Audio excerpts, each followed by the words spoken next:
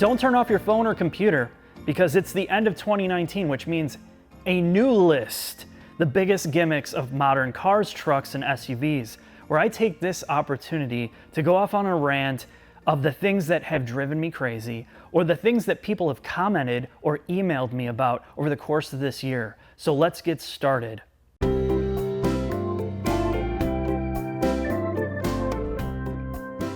My favorite gimmick of the year is more screens and bigger screens. You may not know this, but the phone is becoming outlawed in many states. You can't even touch this while driving or you'll get a ticket. So how are we gonna drive our cars without holding our phones or looking at a screen? Well, the beautiful minds inside corporate towers of America, John Business, got together with Max Transactions and they said, I have the answer. We're gonna have the biggest screen in the industry. So they put 13-inch screens. Next, it's gonna be 30. They've changed all the instrument clusters over to screens so you can change the color. You can tweak the softness. You can have leaves and little flowers going by and change the color of the interior. Because after all, why should we be driving? What's the point of driving? You can just have screens. You can know the torque, how much torque your motor's making when you push down the accelerator, as though that's important. And the big thing is, until cars are driverless, we don't need all this shit, but that's what sells, and that's one of the biggest gimmicks. The next gimmick is compact cars being remarketed as tough and rugged CUVs. That's right, in America, we don't want to buy compact cars for $20,000 anymore. It's beneath us. So manufacturers have gotten clever. They've taken that exact compact car, raised it up 3 inches, gave it a different name, and put a whole bunch of unpainted black plastic all over it to make it look tough and off-roady. And then they charge you $10,000 more for that privilege. And people buy it. It's amazing, and it's one of my favorite gimmicks of the past year. This next one is classic. You're in the boardroom, you're like, we need a new car. What do we do? Somebody's like, let's take one of our classic nameplates and make a new car out of it.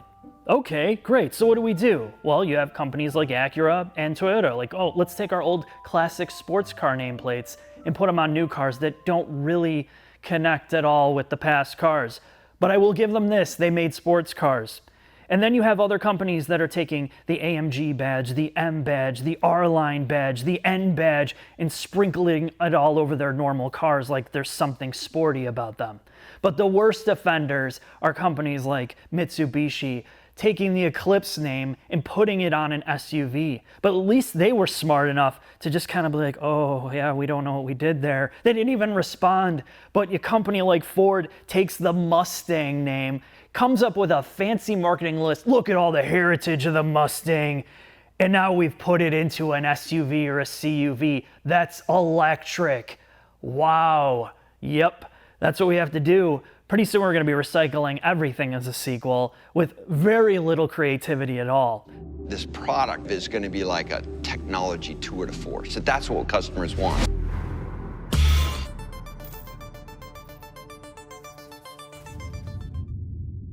Everyone knows the sound of a Mustang. This doesn't have that. So what are you going to do? So we asked ourselves at first, what should it sound like? And came out pretty quickly, authenticity is key. So we started to use VR tools and sound tools and studio tools so that you could immerse yourself in what this car could be, because it will have a unique sound that it emanates from the vehicle. Once you hit trigger drive, the vehicle is going to start coming at you. It'll stop next to you.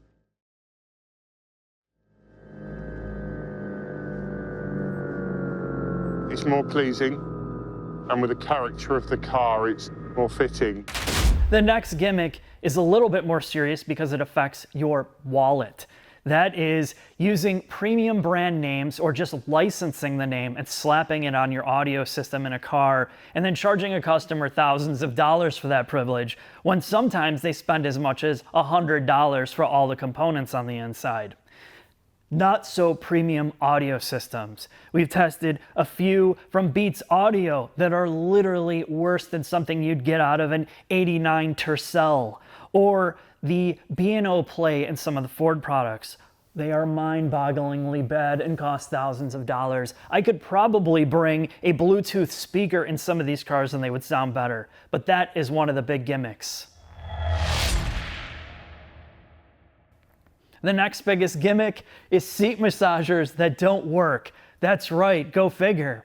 Not all cars are bad, but there's certain ones, oh, I would love to have a seat massager in my car. It sounds so luxurious. And then you get in there, you're like, oh, I have an option? I can do a full body massage, a shoulder massage. You hit the button and you sit back, and what it feels like is there's a dying gerbil in your seat wiggling around. It's little puffs of air, little dainty feelers on you, and you're like, what the hell is this?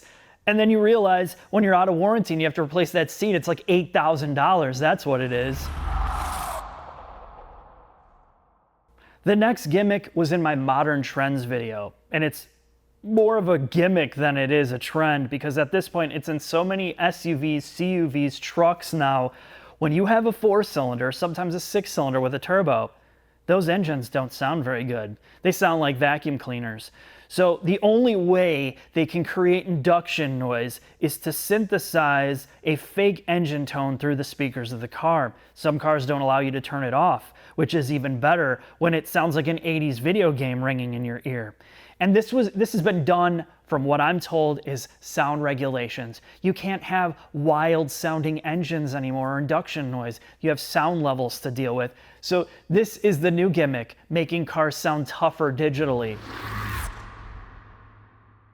The next gimmick I love is self-parking technology. Now that manufacturers have added all these sensors on the outside and all these cameras, our cars can start to park themselves. And I've been in a lot of these vehicles where it can't even find a parking space in the middle of an empty Walmart parking lot, let alone in a crowded cityscape. So I'd like to see you take one of these cars to like Chicago, traffic backed up everywhere, there's no parking, but there's that one spot you can parallel park in, and let that system take its sweet ass time getting the car in that spot, and watch the people around you start ripping out their handguns and wanting to shoot you in the face. Oh, this next one's good. It's a real gimmick and selling feature. 9 and 10-speed automatic transmissions. What does that mean? Well, we went for forever with 4, 5, and even 6-speed automatics. But all of a sudden, with all the regulations on fuel economy, manufacturers are like, we need more gears. Let's just keep adding gears because that's gonna fix everything. So now when you drive your damn car, all you feel is always shifting. Always shifting. Why do you need 10 gears for cars that never go over 85 miles an hour most of the time? Most of the time your average speed's like 45. So I need a transmission that's like going all that way? Can't you just gear it better and use less gears?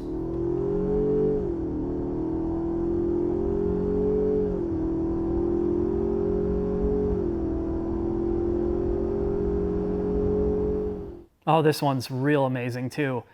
Now performance cars, not only do they have to have digital engine noise, but since we can't have loud exhaust, we're just gonna make them pop and crackle like fireworks are going off in the muffler, or there's marbles rattling around. I first heard this recently with the Focus RS, and that was, I mean, it sounds horrendous when you're behind it. And then other manufacturers started doing it. You hear it in sports cars, like legitimate sports cars, V8s, V6s. And now I just got out of the Veloster N. Does the same thing. And it does it every time you let off the gas. Pop, pop, pop, pop, pop, pop. Why? It doesn't sound good. You want to know what sounds good? Getting into a 60s or 70s muscle car where the engine doesn't run right and the exhaust has a real unique mechanical sound to it, not this synthetically tuned popping that just gets annoying after a while. To me, it's a gimmick of definitely 2019 that more cars are doing this.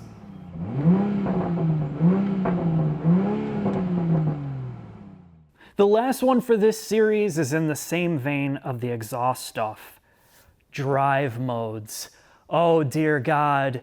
Do we need drive modes now? Because a simple normal mode is not enough. We need sport. We need Sport Plus. We need Sport Plus Plus Plus. We need Eco Plus, Comfort, and a million other drive modes that people have no idea what they do or how they're tuned. They never can be explained by a manufacturer specifically how or why they're done the way that they are. But we need them, and we need more of them. I can't wait till there's like 25 drive modes where you literally have to drop down a menu and keep scrolling through like you're going through all the states in America. That's when I'll be happy. And that's it for this list. Big thank you to the Patreons who helped fund and support this channel and these videos. Without them, this would not exist. They keep me going even when I don't want to do this anymore. So if you want to join them and you're watching this, feel free. But this is the way I can have some fun and blow off some steam about this crap. And now it's your turn to post below about all the things that drive you crazy. Catch you next time. Consumers from one of our research clinics was saying, "Are you guys crazy?" The heart of the company's on trial here because that brand is so precious, it means so much to everyone, and it has a very high standard of performance. It couldn't possibly deliver upon the Mustang promise. When I saw that it was going to be an SUV, I really dug my heels in. Mustangs are 2 doors, not 4. They're a coupe, not an SUV. And we were doing a 4-door SUV electric. Holy cow, right?